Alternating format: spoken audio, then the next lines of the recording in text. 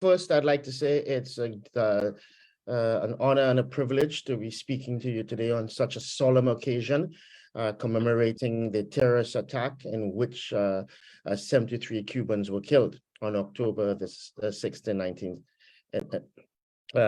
And so it is also, I'd like to say, I'm also speaking from the unceded, unsurrendered territory of the Mi'kmaq Nation here in Nova Scotia and Halifax, Canada, as well as a province that has a long-standing African community of African descent. The ambassador has laid out very clearly, what this attack on Cuba meant on October 6th, but precisely also the ongoing duplicity and hypocrisy of the United States placing Cuba on this duplicitous list, this spurious list called state sponsors of terrorism, a list that has had very significant impact on Cuba. The Cuban Revolution is, in a sense, a culmination of the struggles for national independence and social justice embodied in indigenous resistance to Spanish colonization, in African rebellion against slavery, and which reached a crescendo on October 10th, 1868, when Carlos Manuel de Cespedes launched the First War for Independence, carried forward and then deepened by Jose Marti and Antonio Maceo, and revived periodically throughout the 20th century when Cuba languished under U.S. hegemony, finally culminating with the triumph of the Cuban Revolution on January 1st, 1959. The Cuban Revolution is therefore the crystallization and consummation of the historical aspirations of the Cuban people, manifested time and time again in their reaffirmation and determination to defend, strengthen, and perfect the revolutionary project. However, the empire has never accepted the verdict of the Cuban people. Okay. That's my daughter who's interrupting. Okay. The Cuban Revolution is therefore the crystallization and consummation of the historical aspirations of the Cuban people, manifested time and time again in their reaffirmation and determination to defend, strengthen, and perfect the revolutionary project. However, the empire has never accepted the verdict of the Cuban people. It has waged an unceasing economic war and campaign of destabilization aimed at restoring U.S. imperialism's domination and tutelage.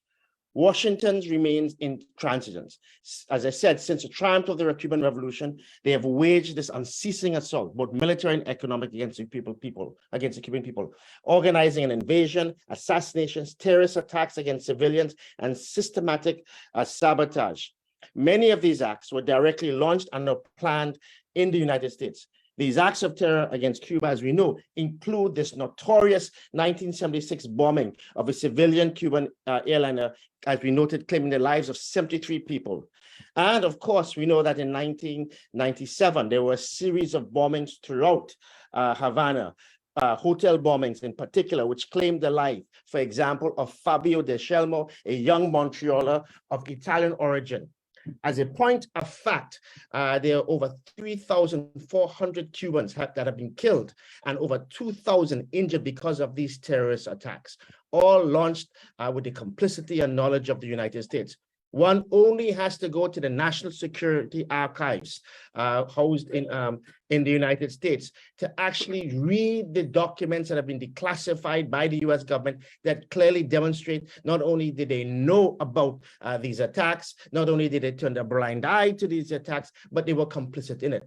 We know that for the October 6th bombing, that the U.S. intelligence services knew it was going to happen, and that in fact there's a very famous document where people the people who were involved, like Posada Carriles, Orlando Bosch, who actually walked freely in Miami, talked about a bus going off a cliff with 73 dogs on it.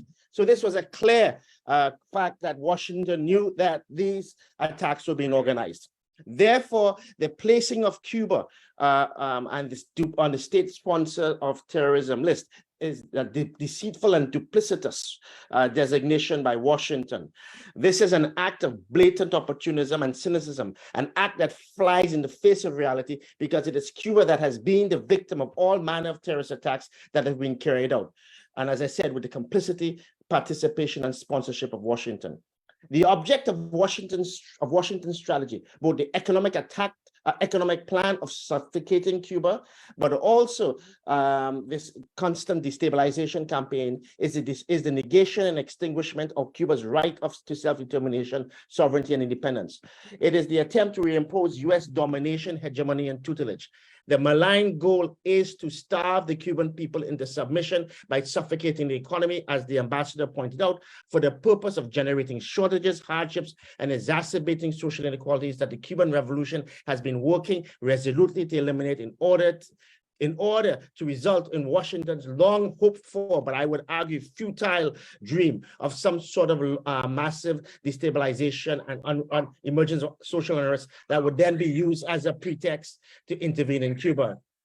This was unambiguously articulated, for example, by Lester D. Mallory, Vice Secretary of State and architect of the U.S.-Cuba policy. Many people know this memorandum. He wrote in a now declassified U.S. State Department document of April 6, 1960, this is a notorious memorandum, quote, the only foreseeable means of alienating internal support for the Cuban government is through disenchantment, disaffection based on economic dissatisfaction and hardship.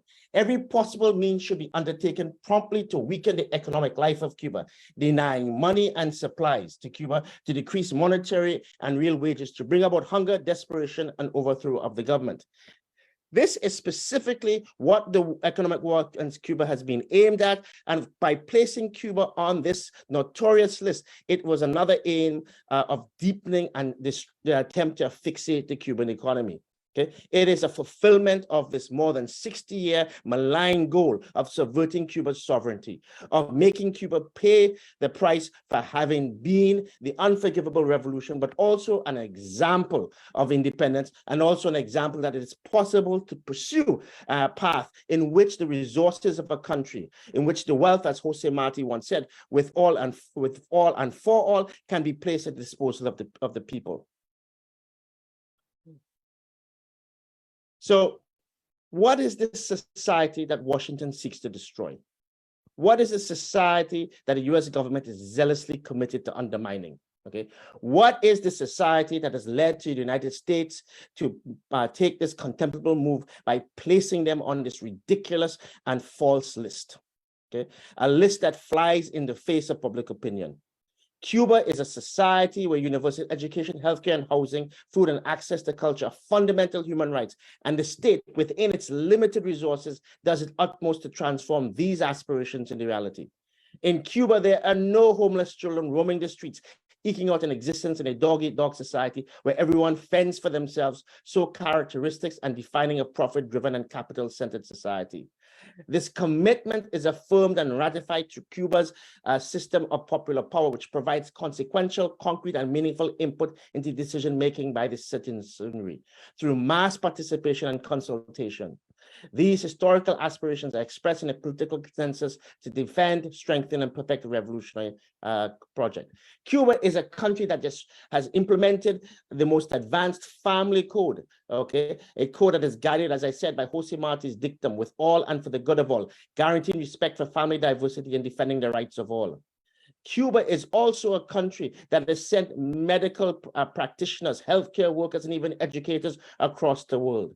Cuba is one of the most prescient and powerful voices in both the world, and indeed as humanity faces an ecological catastrophe in word and in deed, developing a plan to 2100 to address the ravages of climate change. Indeed, in 2006, the World Wildlife Fund designated Cuba as the only country with sustainable development. Okay. Besieged by the empire, this heroic island nation has made invaluable contributions to the well-being of the world's nations and peoples, having established an unparalleled legacy of internationalism and humanitarianism. We know about the Henry Reeve Brigade that was nominated for the Nobel Peace Prize. We know about the legions of Cuban doctors and healthcare personnel that I just alluded to, who have served in so many countries across the world, right?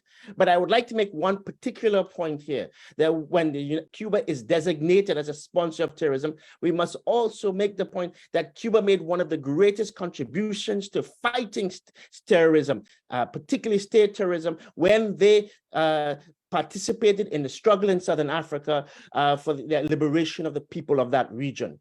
Okay, more than 2,000 Cubans gave their lives in the struggles to liberate Africa from the scourge of colonialism and a racist apartheid South African state. What people have forgotten is Cuba's assistance to this liberation struggle, particularly when it dispatched troops at the request of Angola in 1975, took place in the context of what was and can only be described as a regional war of terror waged by the racist South African state. It is estimated, for example, this is just one example, that from 1981 to 1988, the South African war of terror in the region, okay, claimed at least 1.5 million lives.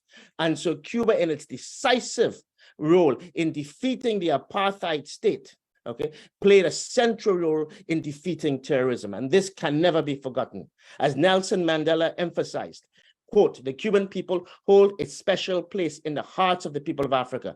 The Cuban internationalists have made a contribution to African independence, freedom, and justice, unparalleled for its principled and selfless character. And as I said, their contribution to South African liberation was a blow against state terrorism and against a terrorist state, which the South African apartheid state was, that was supported hand in glove and with all the resources by the Western world, particularly the United States.